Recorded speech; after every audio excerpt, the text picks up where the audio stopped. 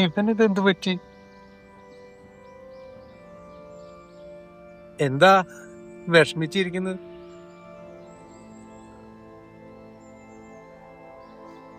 ഒന്നുമില്ല. ഒന്നുമില്ലാഞ്ഞിട്ടാണോ വിഷമിച്ചിരിക്കുന്നത്? ഞാൻ ഒരു പെണ്ണിനെ പറ്റി പറയാറില്ലേ,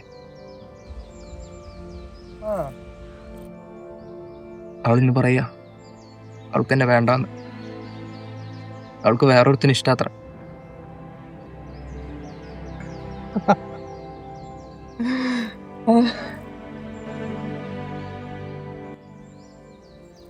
ഈ ചെറിയ കാര്യത്തിനാണോ നീ വിഷമിച്ചിരിക്കുന്നത്? ചെറിയ കാര്യം ചേട്ടന് ചെറിയ കാറ്റാണ് തോന്നുന്നത്. പിന്നെ ഇതെന്താ ആനക്കാരിയാണോ? ചേട്ടൻ അതൊക്കെ പറയാം. ചേട്ടൻ കിട്ടു ആരെങ്കിലും ഉണ്ടോ?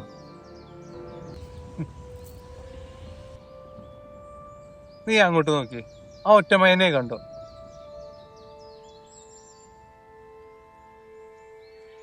അതുപോലെ ഒറ്റയ്ക്ക് ജീവിക്കുന്നു. ചേട്ടൻ ആദ്യമുള്ള സ്നേഹിച്ചു നോക്കും, അപ്പൊ മനസ്സിലാവും അതിന്റെ വേദന എന്താണ്.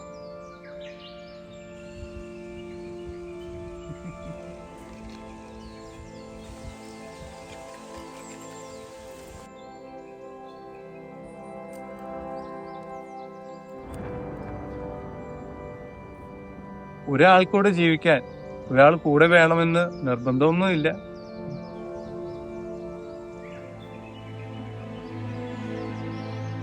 ഞാൻ ഉദ്ദേശിച്ചത് നിനക്കൊരു തുണ വേണ്ട എന്നല്ല. ദൈവം നിന്നെ പോലുള്ള കുറച്ചു പേരെ ഈ ഭൂമിയിലേക്ക് വിട്ടിരിക്കുന്നത് വെറുതെ അങ്ങ് ജീവിച്ചു തീർക്കാനല്ല, കുറച്ചു കാര്യങ്ങൾ ചെയ്തു തീർക്കാനാണ്. എന്ത് കാര്യം? നീ ഈ ഭൂമിയിൽ നിന്ന് മരിച്ചു പോയാല് ലോകത്ത് അറിയപ്പെടുന്ന ഒരാളായിട്ട് വേണം മരിക്കാൻ.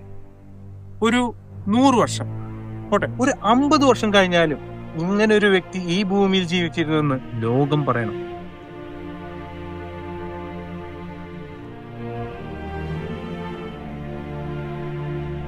ഒറ്റൊരു ജീവിതമേ ഉള്ളൂ. സ്വർഗവും ഇല്ല, നരകവും ഇല്ല. ഒറ്റൊരു ജീവിതം, അത് വെറുതെ അങ്ങ് ജീവിച്ചു തീർക്കരുത്.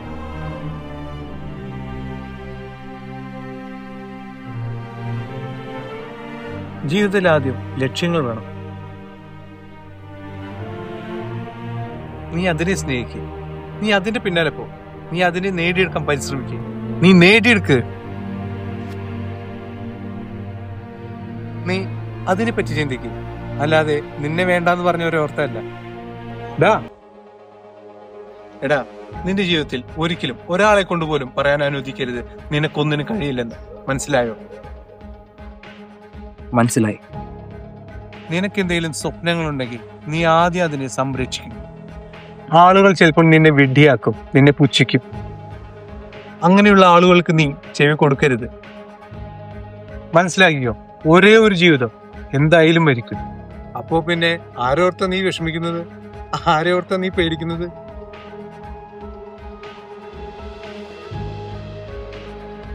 ജീവിക്കേ. നിന്നെ വേണ്ടെന്ന് പറഞ്ഞവരുടെ മുമ്പിൽ നീ ജീവിക്കേ, നിന്നെ കളിയാക്കിയവരുടെ മുമ്പിൽ നീ ജീവിക്കേ, നിന്നെ പുച്ഛിച്ച് തള്ളിയവരുടെ മുമ്പിൽ നീ ജീവിച്ച് കാണിക്കേ.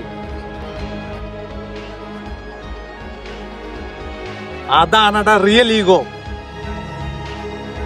ഞാൻ ജീവിക്കും, ഞാൻ ജീവിച്ച് കാണിക്കും.